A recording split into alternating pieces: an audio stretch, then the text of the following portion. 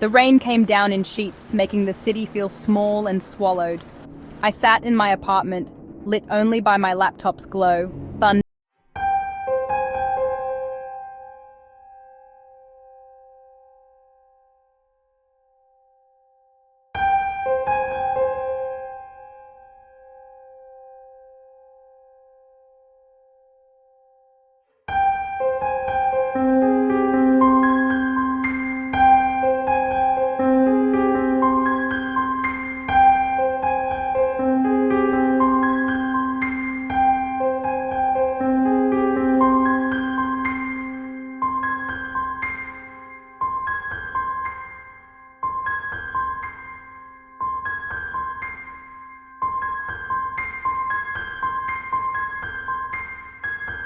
I realized I was no longer alone. Sleep was shallow, haunted by that ghostly face. I woke to a gray dawn, the apartment colder than before. I checked my laptop. Everything looked normal. The face was gone. Then I saw it. A new file on my desktop. Valak.wav. I hadn't created or downloaded it. It was just there. Every instinct screamed to delete it, but curiosity won. I double-clicked. Silence for 10 seconds. Then, a whisper. Low, guttural, ancient. Unintelligible words. A backward nursery rhyme beneath. A chill ran down my spine. This wasn't a prank or a glitch. I slammed the laptop shut, but the whispers echoed in my mind. The melody replayed itself, violating my thoughts. I stood in the gray light, shadows clinging to every corner. The file was a seed, and I had just planted it in my own fear. I knew something was about to grow, and it would not be easily uprooted. The dreams began that night, vivid, structured, terrifyingly real. Always the same. A long crimson hallway lit by a single swinging bulb. The air thick with rust and rotting flowers. I was compelled to walk forward, whispers swirling from the walls. Shadowy figures darted at the edge of vision. Faces screamed silently from the walls. At the end stood a tall, gaunt figure in a black nun's habit, face pale and indistinct. It waited, unmoving. I knew if I reached it, I'd never wake up. I woke screaming, drenched in sweat. The dream's terror lingering. The smell, the whispers, the red hallway burned into my mind. It wasn't just a nightmare. It was a message, a warning. And I was being dragged back, night after night. The line between dream and waking was blurring. After 3 nights of the red hallway, I was unraveling. Exhausted, anxious, haunted by glimpses of shadows and whispers beneath everyday noise. I called Mia, my old friend and expert in the arcane. I told her everything. The storm, the file, the dreams. She listened, then urged, "Delete the file, don't listen again." But it was too late. I told her the file's name, Valak, Wav. Silence. Then, Valak is a president of hell, a shapeshifter. Sometimes it appears as a nun. Cold dread washed over me. The figure in my dreams had a name. Naming it made it real, an ancient, malevolent thing. Mia explained, "Entities like Valak are drawn to obsession and inquiry. My podcast, my curiosity, I'd sent up a flare, and something answered. It's feeding on your fear," Mia warned. "The more you focus, the stronger it gets." The red hallway was its territory now. I realized I'd opened a door I couldn't close. The entity was no longer content to haunt my dreams. It was making a place for itself in my world. Mia's voice was urgent. "You have to fight it, Daniel, before it's too late." But I could feel it growing stronger every day.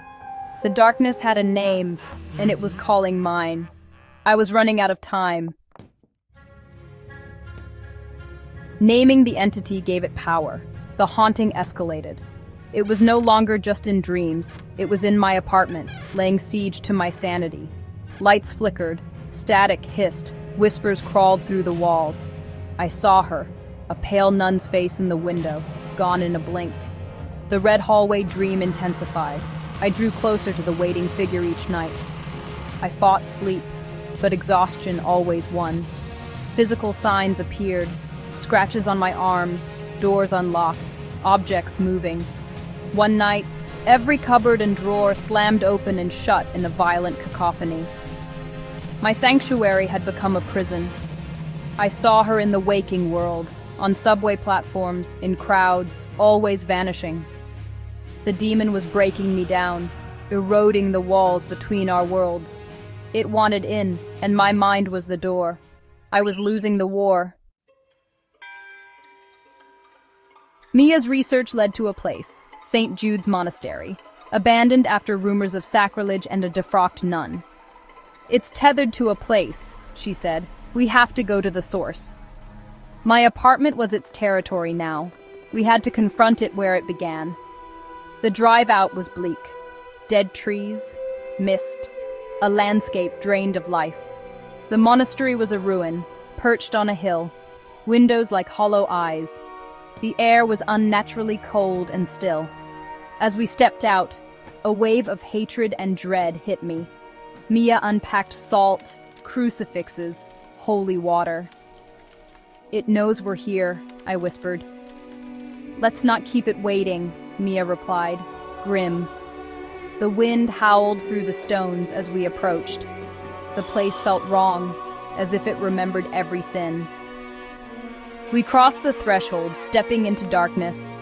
The final confrontation was about to begin. There was no turning back. The entity was waiting. We entered the ruined chapel, its air freezing, the scent of rot thick. Faded frescoes showed saints with scratched-out eyes, angels smeared with darkness. Mia drew a salt circle, placed candles, handed me a crucifix. "Don't let it out. Don't look into its eyes. Don't listen," she warned. The doors slammed shut. Darkness pressed in. A guttural laugh echoed. The temperature dropped. The nun appeared. Tall, gaunt, face a cracked porcelain mask, eyes black voids. It glided around us, voice shifting into those I loved, whispering failures and fears. Mia began chanting in Latin, her voice trembling but strong. The demon shrieked, lunged at the salt line, recoiled in rage. The candles flickered violently. Visions flashed, Mia lifeless, my apartment burning, myself at the end of the red hallway. The fight had begun, and the chapel became a battleground of faith and terror. The entity circled, searching for a weakness. We held our ground, praying the salt would hold. The battle was chaos. Stones hurled, voices screamed, darkness pressed in. The salt circle flared as the demon attacked, Mia's chanting our only shield. The demon's form twisted, nun, beast, my own face. With a final roar, it struck the circle. Light exploded. Mia was thrown back, her chant silenced. The circle broke. Silence fell. The demon stood over Mia, then vanished. I carried her to the car, drove through the breaking storm to the hospital. No wounds, no evidence, just Mia, catatonic, eyes open but empty. The police found nothing at the monastery but ruins. Today is May 9th, 2026. Years have passed. Mia remains in care, unresponsive. I never made another podcast episode. I moved, changed my name, but the fear lingers. Sometimes I hear static in the night. Sometimes I see a pale face in the window. The red hallway is gone, but the terror remains. I survived, but I am haunted. Not by a ghost, but by the silence where a friend's voice should be. Some doors, once opened, can never be